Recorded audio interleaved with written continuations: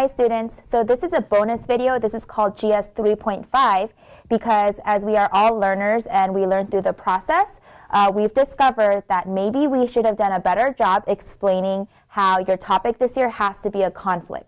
And I know this is a different thing, especially for those of you guys who have been doing symposium for the last 2 years, where you got to choose any topic that you wanted to choose as long as it was relevant to any of the 12 universal themes. This year is very different because we're all doing our projects on one universal theme. So the one universal theme we are focusing on this year is conflict, right? Because at the end of our symposium research process, our goal is to come up with a relevant resolution. In order for a relevant resolution to happen, you need to have two sides come together to create an agreement, a settlement, a compromise, something that resolves the issue, or at least tries to lessen the severity or the challenge that is within that issue, okay? So in order to find a relevant resolution, we also wanted you guys to create a relevant resolution map, which is also in your booklets, and we're going to talk about that later, because that is one of the ending components of your project that you're going to be putting on your trifold board. So if you remember some of my previous videos, I discussed the relevant resolutions map briefly by showing you an example of it and how there are 4 boxes on each side. And then in the center where the diamond is, we have your relevant resolution. And then we have the other 4 boxes on the other side, right? So technically you have this side and this side, 2 opposing sides of the conflict coming together to make a relevant resolution. In order for you to be able to do that, you need to choose your topic wisely, okay? So your topic needs to be a conflict, all right? So if you just choose like gender identity, racism, discrimination, any of those big, vague, general, broad ideas, those are not conflicts yet. Within racism, there's probably like 278 different conflicts, okay? So you want to choose a specific conflict within that idea. So let me give you some examples. And actually, to help you guys out, I printed some worksheets that look like this that will help you organize your ideas to ensure that your topic is actually a conflict. We want to make your lives easier, and we want this process to go as smoothly as possible. So I highly recommend that you use this worksheet because it is going to ensure that you choose a topic that is actually a conflict, and that your relevant resolutions map at the end of your process is going to be a lot easier to do because you already know what your 2 sides are. This is also important to do at this stage because you are researching your scholarly articles, and so by knowing your 2 sides, you will have a better understanding of what types of articles to find and which perspectives to focus on if you have your 2 sides of the situation. Here are some questions that can help you determine if your topic is a conflict. Where do you see the conflict in the issue that you've chosen? So if you've chosen global warming, where do you see a conflict? If you can see the conflict in your topic, can you see other conflicts that may not be so obvious? So remember, we want to make our symposium projects unique and different, and we want to investigate something people don't already know. Have you looked up conflict on the Universal Themes page? And it's also on the back of the booklet, okay? And if you did, what generalizations work? What conflicts do you see that can lead to the conflict you have identified? Or should you maybe research these conflicts as well? Should the conflict you have identified in your topic lead to more conflict? If so, do you think you should research those conflicts? If you know that there is a resolution to the conflict, is there a conflict in that resolution? And if so, would that be more interesting to research? Or maybe the resolution is a conflict itself. Is a conflict personal? Can you relate to it? Is it a small picture conflict or a big picture conflict? And if so, could you focus on a different angle? If your topic is big picture, could you focus on a specific detail? Why is this topic important to you? How do you relate to the conflict within the topic? How might you use this in your research or project? These are some helpful questions you can use to determine if your topic is a conflict. So remember, you want to focus on a conflict. A conflict is a problem, and we want to focus on problems that have 2 opposing sides. All right, so let me give you an example. So this is the worksheet, and you have a little box for your topic or your issue. And then you also have side A, one side of the conflict, and side B, the other side of the conflict. If you can fill out this box, these 3 boxes, and it makes sense and your mentor agrees, then you are doing a great job. You're on point. You have a conflict that you can work with. All right? And you want to make sure you get this done before your driving question. In order to have a really good driving question, you have to make sure that your driving question is about a conflict, okay? So let's go ahead and look at 2 examples. The first example I have is food and declining health, okay? So this is the problem, food and declining health in America.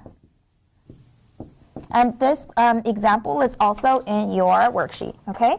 So for food and declining health, you have two groups that are conflicting over this whole idea, this problem, right? It's that the food is making Americans unhealthy. Who are the two sides of this issue? The one of the sides, or side A or whatever, just one of the sides, is the people who produce the foods. So the producers of food.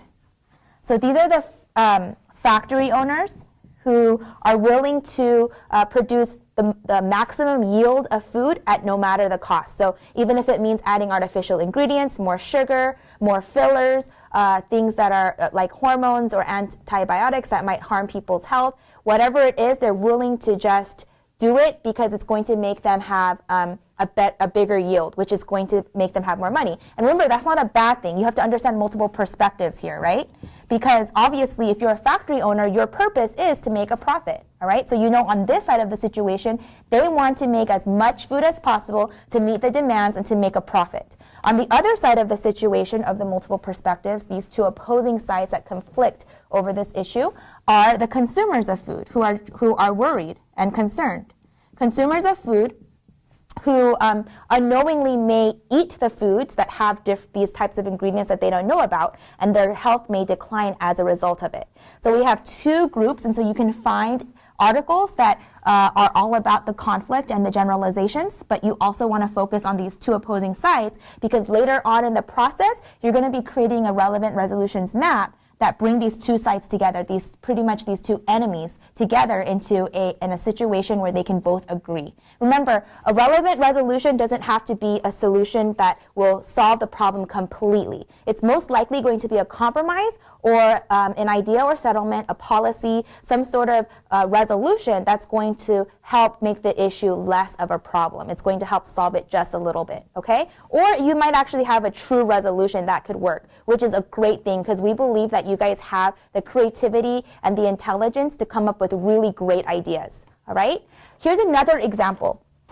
I had a group who just wanted to do their project on robots because they think robots are the coolest, and we see a lot of different types of artificial intelligence in our daily lives, whether it's Siri in your phones or Alexa using different types of things in your home, right? So so they wanted to talk about robots, but I told them, so what's the conflict then? And so they brainstormed a little bit more, and they realized that they really wanted to focus on factories and how the robotization or use of robots in factories is making people lose their jobs. That's a true conflict, and it's definitely a relevant topic because it's something that's happening in our society today. Remember, relevant means it's happening now, so you definitely want to look at current events, you want to look at newspaper sites, you want to look at what's happening that's affecting people in our world now, in 2016 and 2017 in our current modern society. That's what makes things relevant, okay? So let's say that they chose the robotization of factories, so they can't just choose robots,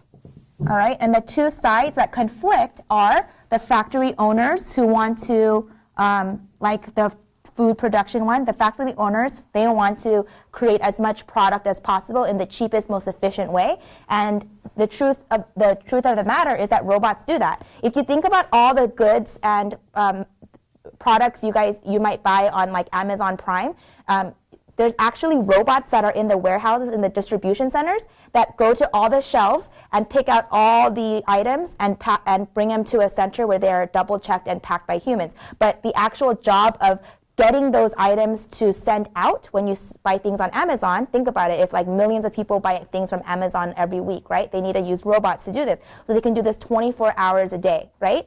So that's why factory owners, corporations, big companies want to utilize technology, which is not a bad thing, because they want to make sure that they have the most efficient business model as possible. So the factory owners they want to have maximum yield and efficiency, right? And they know if they program the robots really well, maybe the robots will make less mistakes, right? Because they don't get distracted, and because they don't need to sleep or drink water or eat anything, they can just keep working forever and ever as long as they have battery life, okay? And then on the other side of the robotization of factories, you have the employees who used to work in those factories but no longer have a job, okay? So they're unemployed. And this is a problem because all of these employees have families that they want to support, and they have livelihood that they don't want to get, that they can't lose. Obviously, they need to pay their bills. They need to be able to eat food. They need to have a place to go to be productive people, right? And so the problem is that they're going to lose their jobs. So that is the situation where you have employees and you have employers and you have the robotization of factories, and you're going to see, okay, how do these two conflicting sides come together and create a resolution? And in order for you to get to that point, you have to do that scholarly research. So I hope you guys watch all 7 videos. If you don't get to watch the entire video or you skip through it in class, that's why we put it on YouTube this year, so that you can watch it on your own time and you could rewatch things as well. Please also note that we have Win Academy coming up on Saturday. There are many symposium teachers who are going to be here to offer extra help. And right now, you should be in the middle of your scholarly research, making sure that your conflict is a real conflict. And you should be kind of brainstorming your driving question, which is the next video after this. All right, thank you so much, scholars. Keep working hard.